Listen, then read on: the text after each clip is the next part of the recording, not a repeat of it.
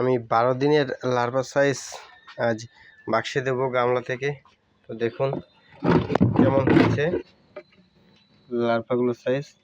এইটা কিন্তু 12 দিন বয়স, ডিম হ্যাচিং থেকে শুরু করে।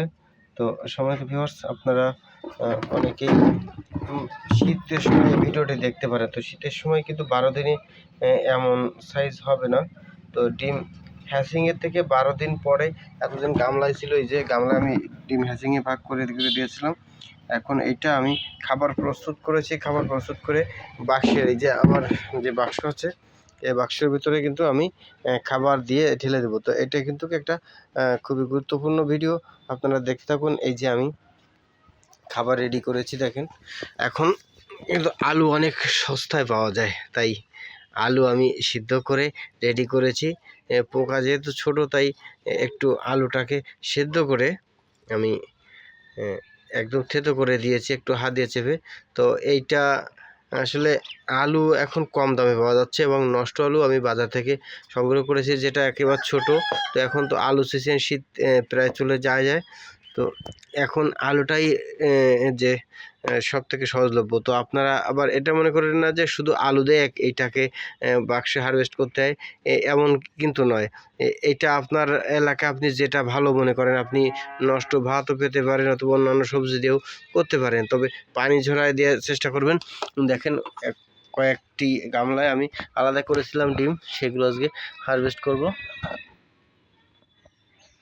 দেখেন একটা, তারপর একটা আছে।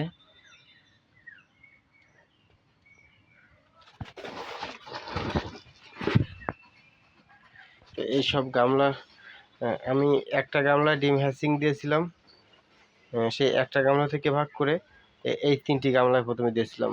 আর একটা গামলাটা ভাগ করে এই যে একটা দেখেন, মানে 30 গ্রাম ডিম আমি হ্যাচিং হয়ে ফুটে যাওয়ার পরে 3টি গামলায় ভাগ করে দিয়েছিলাম। এখন আমি এটাকে বাক্সে দেব।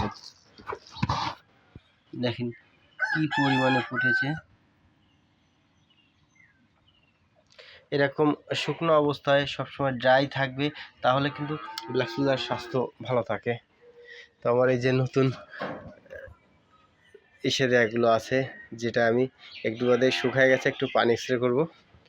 তো আমি এই বাক্সের ভিতরেই আমি প্রথমে খাবার সাজাবো। এই আলু সিদ্ধ করে রেখেছি, তারপরে কিভাবে দিতে আপনারা দেখতে থাকুন ভিডিও, তাহলে বুঝতে পারবেন। এভাবে আপনারা 12 দিন বয়সে বাক্সে ফেলবেন খাবার দিয়ে, আমি যেটা এখন দেখাচ্ছি আপনাদের, আপনার সাথে থাকুন। তো আমি প্রথমত আলুটি নিয়ে এভাবে বাক্সে আগে সাজিয়ে দেব। দেখুন বাক্সে এভাবে আমি আলুগুলো সাজিয়ে দিচ্ছি, তারপরে পোকাগুলো ঢালবো। দেখুন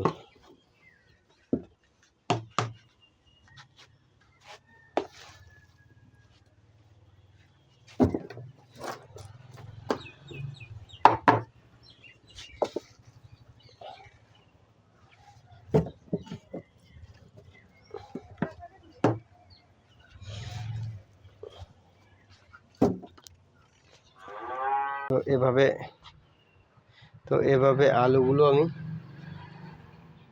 বিছিয়ে দিয়েছি বাক্সের ভিতরে। এবার আমি পোকাগুলো ঢালবো। দেখুন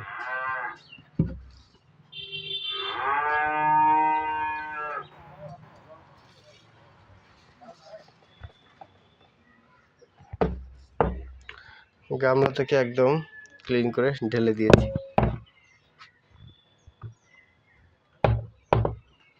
আমি আরেকটি গামলা নিচ্ছি।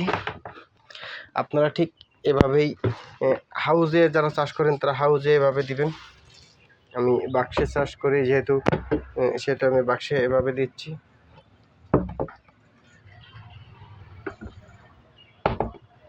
আমি ব্ল্যাক সোলার ফ্লাইয়ের পুরো প্রসেসটা আপনাদের সুন্দর করে সাজিয়ে গুছিয়ে এভাবেই আপনাদের সামনে উপস্থাপন করি। হয়তো এভাবে কেউ উপস্থাপন করে কি না আমি জানি না। তো আমি আপনাদের চেষ্টা করি সম্পূর্ণভাবে আপনারা যাতে ভালো করে বুঝতে পারেন এবং আপনারা সঠিকভাবে এই ব্ল্যাক সোলারটি চাষ করতে পারেন। তো আমি আরেকটি গামলা রয়েছে, আমি সেটাও ঢেলে দিচ্ছি। আমি এখানে 3টি গামলা ফুল দিয়ে দিয়েছি। তো এবার আমি এর উপরে আবার আলু দিয়ে দেবো। তো আমি আরও কিছু আলু নিচ্ছি, আপনারা দেখতে থাকুন। এর উপর দিয়েও আমি কিছু খাবার দিয়ে দেবো। আলুতে কিন্তু গ্রোথ ভালোই হয় ব্ল্যাক সোলারের। তো শুধু যে আলুতে ভালো হয় এমন কিন্তু নয়, আলু আমি সহজে পাচ্ছি এখন, তাই আমি আলু দিচ্ছি। তো সিজনারি যেটা যখন ভালো পাবো আমি সেটা দিয়েই চাষ করি।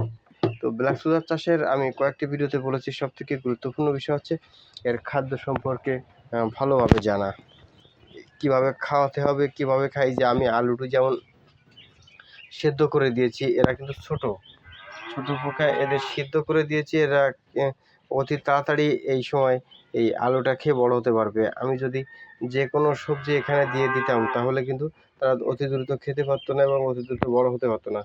তো ব্ল্যাক সোলার চাষে কিছু গুরুত্বপূর্ণ ছোট ছোট বিষয় যেটা আপনার সবসময় লক্ষ্য রাখতে হবে। তো সম্মানিত ভিউয়ার্স, আজকের ভিডিওটি এখানে শেষ করছি। তো শেষ করার আগে একটি কথা, আমাদের কাছে ডিম পিউপা অ্যাভেলেবেল আছে। আপনারা যে কোনো সময় প্রয়োজন হলে আমাদের স্ক্রিনে দেওয়া নাম্বারে যোগাযোগ করলে বাংলাদেশের যে কোনো প্রান্তে আমরা এগুলো পৌঁছে দেব। তো ধন্যবাদ সবাইকে, ভালো থাকবেন, সুস্থ থাকবেন।